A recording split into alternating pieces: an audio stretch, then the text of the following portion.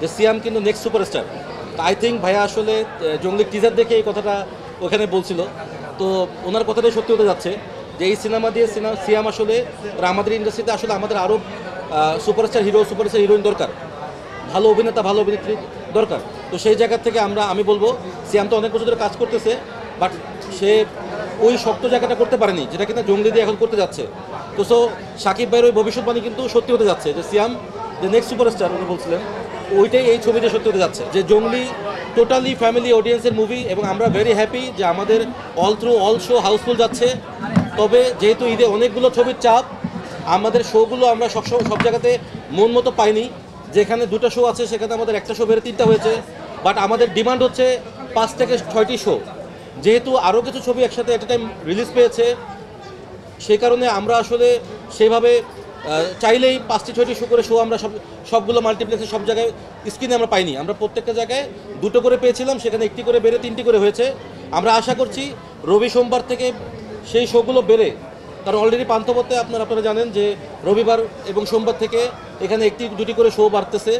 এবং মিরপুরে আজকে থেকে, মিরপুরে কিন্তু আমাদের সনিতে ঈদের দিন থেকে শো ছিল না, আমাদের অডিয়েন্সের রেসপন্সের কারণে সেটি আজকে ঈদের 5ম দিন থেকে নতুন করে মিরপুর সনিতে অ্যাড হয়েছে। এবং আমাদের এই সিনেমাটিতে আপনারা জানেন যে সিয়াম ববলি দিগের পাশাপাশি প্রিন্স মাহমুদ, যিনি কিনা লিজেন্ডারি একজন মিউজিক ডিরেক্টর, প্রিন্স ভাই এই ছবিতে মিউজিক ডিরেক্টর হিসেবে সবগুলো গান করেছেন। এবং এখানে হাবিব, তারপর হচ্ছে হাবিব ভাই, ইমরান, মাতিম সাকিব থেকে শুরু করে যারা দেশবরণ্য সিঙ্গার তাহসান ভাই সবাই এখানে গান করেছেন। তো আমার বক্তব্য যেটা হচ্ছে যে আমরা এই 3 থেকে 4 দিন আসলে অডিয়েন্সের ফিডব্যাকটাকে আমরা অবজার্ভ করেছি। আমরা অবজার্ভ করে যেটা বুঝেছি যে এই সিনেমাটি হচ্ছে মানে লম্বা রেসের ঘোড়া আমরা বলতে পারি। কারণ দেখেন যে অন্যান্য ছবি যাদের শো কমে যাচ্ছে আর আমাদের শো বেড়ে যাচ্ছে, এবং এটা আমাদের ছবির এন্ড ক্লাইম্যাক্সের পরে যারা দর্শক তারা আসলে যেভাবে আবেগ তাড়িত হচ্ছে, যারা আবেগ আপ্লুত হয়ে যেভাবে কান্নাকাটি করতেছেন, এটা আসলে আমরা তাদের কাছে কৃতজ্ঞ, থ্যাঙ্কস যে তারা তাদের মূল্যবান সময় মূল্যবান অর্থ দিয়ে এই সিনেমাটি দেখছেন। আমরা তবে হ্যাঁ, দর্শক আমাদেরকে আরও জানাচ্ছেন যে সবাই যেমন আগামীকালকে শো অলরেডি হাউসফুল। তো যারা আজকে কালকে ছবি দেখতে চাচ্ছে তারা দেখতে পারছে না, টিকিট পাচ্ছে না। তো সেই ক্ষেত্রে আমি সিনেপ্লেক্স কর্তৃপক্ষ আমাকে আশ্বস্ত করেছে যে তারা রবিবার থেকে শো বাড়াচ্ছে। এই জন্য সিনেপ্লেক্স কর্তৃপক্ষকে আমরা ধন্যবাদ জানাচ্ছি, এবং ব্লকবাস্টারও আমাদের আজকে থেকে আরেকটি করে শো বাড়তেছে। তো আমি এই ব্যাপারটাকে পজিটিভভাবে দেখতেছি যে, এবং এখানে আরেকটা বিষয় আমি অ্যাড করব যে আমরা জানি যে গত 7 থেকে 8 মাস তেমন কোনো ভালো ছবি মুক্তি পায়নি, যে কারণে সেভাবে দর্শক হলমুখী হয় নাই। বাট এই ঈদে যেভাবে আসলে মানুষ হলমুখী হচ্ছে, এবং অডিয়েন্স অকুপেন্সি রেটে বরবাদের পরেই কিন্তু জঙ্গলি, আপনি যদি অডিয়েন্সের অকুপেন্সি রেটটা আপনারা ক্যালকুলেশন করেন তাহলে দেখবেন যে বরবাদের পরেই সেকেন্ড অবস্থান হচ্ছে জঙ্গলি।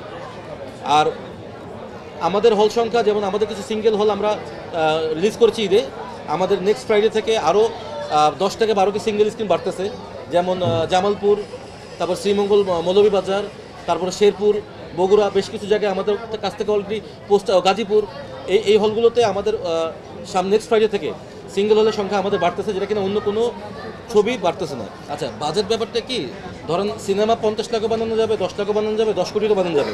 এক ধরনের গল্পের ছবিতে এক রকম ডিমান্ড। যেমন আমাদের এই ছবিটা আমরা যখন টিম প্ল্যানিং করি, আমাদের টার্গেট ছিল যে আমরা 2 কোটি টাকার ভিতরে ছবিটা বানাবো।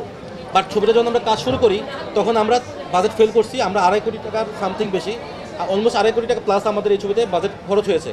তার ভিতরে আপনারা জানেন যে বাংলাদেশের সবচেয়ে বড় ডিজিটাল ডিস্ট্রিবিউটর হচ্ছে আমি, আল্লাহর রহমতে। বাংলাদেশের বর্তমানে রানিং যত ছবি দেখেন 70 থেকে 80% ছবির ডিজিটাল রাইটস আমার, আলহামদুলিল্লাহ। তো সেই জায়গা থেকে ডিজিটাল বিজনেসটা বা এই যে টিভিতে বিজনেসটা, স্পন্সরশিপ বিজনেসটা কীভাবে করতে হয় এটা তো আমিই করি।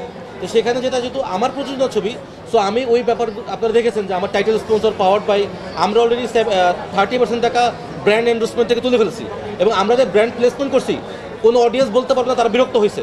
আমরা এমনভাবে সিকোয়েন্সের ভিতরে ব্র্যান্ডগুলোকে এন্ডোর্স করছি, দর্শক কিন্তু ব্যাপারটাকে মানে জোরপূর্বক মনে হয়নি, তারা দৃশ্যটাকে এনজয় করছে। পাশাপাশি আমাদের ওটিটি রাইটস, আমাদের ছবির যে বাজেট তার 50% টাকা আমরা অলরেডি ওটিটি রাইটস, এই যে আলহামদুলিল্লাহ এই উইকে আমাদের অফিস করলে এই উইকেই সাইন হবে।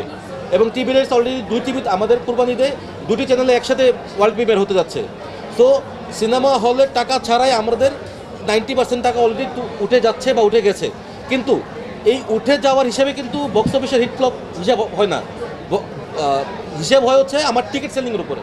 তো সেই হিসাবে যেহেতু বরবাদের পরবর্তীতে অকুপেন্সি রেটে আমি সেকেন্ডে আছি, এবং আপনি যখন 3 উইকস পরে ক্যালকুলেশন করবেন তখনও দেখবেন যে অল ওভার যাদের শো কমে যাচ্ছে আমাদের বেড়ে যাচ্ছে, তখন গিয়ে আমরা সেকেন্ড পজিশনেই থাকবো।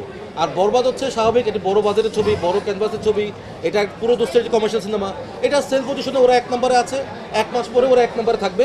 বাট অডিয়েন্সে ভালো লাগাতে আমি মনে করি যে আমরা 1 নম্বরে আছি, অডিয়েন্সে ভালো লাগাতে। এটা আপনারাই সাক্ষী, আপনারাই কিন্তু শোয়ের শেষে অডিয়েন্সদের বক্তব্য নিচ্ছেন, তো আপনারাই সাক্ষী। এটা আমাদের অলরেডি আপনারা জানেন যে আজকে 50 লক্ষ টাকা গ্রস সেল কাভার করবে। আমাদের হল সংখ্যা হচ্ছে 11টি, এই 11টি হলে আমাদের 50 লক্ষ টাকা গ্রস সেল কাভার করবে।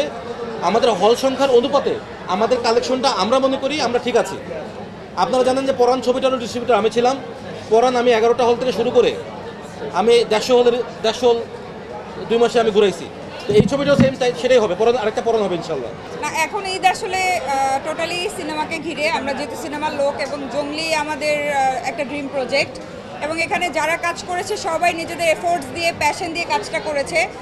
আমি বিলিভ করি ঈদ একটা পারিবারিক উৎসব, এবং এই পারিবারিক উৎসবটাকে সেলিব্রেট করার জন্য আমরা জঙ্গলিটা বানিয়েছি।